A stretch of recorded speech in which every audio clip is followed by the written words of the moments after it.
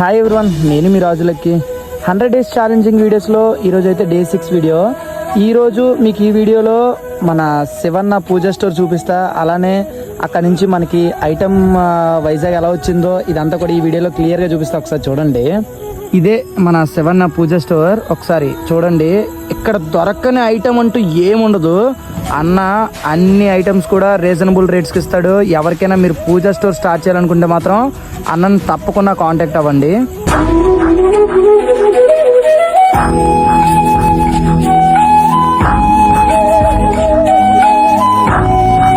ఇక్కడ కనిపిస్తున్నాడు చూసారా, అన్నే మన పులన్న. అన్నతో మామూలుగా ఉండదు. ఆ మీసాలు చూడండి ఎలా ఉంటాయో. మీసాల మీద ఒకప్పుడు నిమ్మకాయలు నిలబెట్టేవాడు అంట అన్న.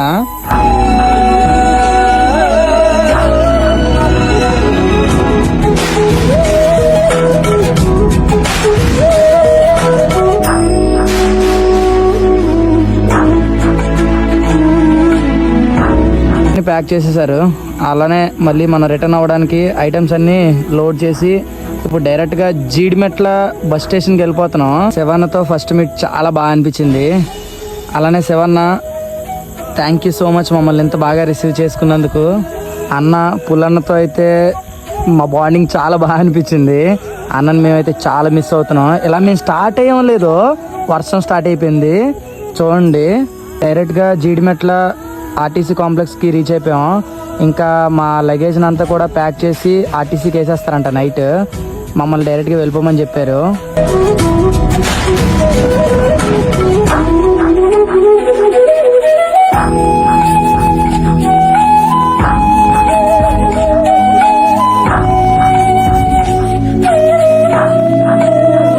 అమ్మయ్య, వచ్చిన పని అయిపోయింది కదా, మళ్ళీ రిటర్న్ అయిపోద్దని చెప్పి ఒక బస్సు, ట్రావెల్ బస్ బుక్ చేసుకున్నాం. చూడండి బస్సు అయితే ఎంత బాగుందో. బస్సు ఎంత బాగుంది కదా, డ్రైవర్ మరీ సాడిస్ట్ గడ్లా ఉన్నాడు. వీటికి టైమే తెలియదు అనుకుంటా. మిడ్-నైట్ 1కి బస్సు ఆపాడు. దేనికి? భోజనం చేయడానికి. మరీ దారుణం. వాడైతే మమ్మల్ని ఎగ్జాక్ట్గా 9 o'clockకి వైజాగ్లో దింపాలి, కానీ వీడికి డ్రైవింగే రాదనుకుంటా.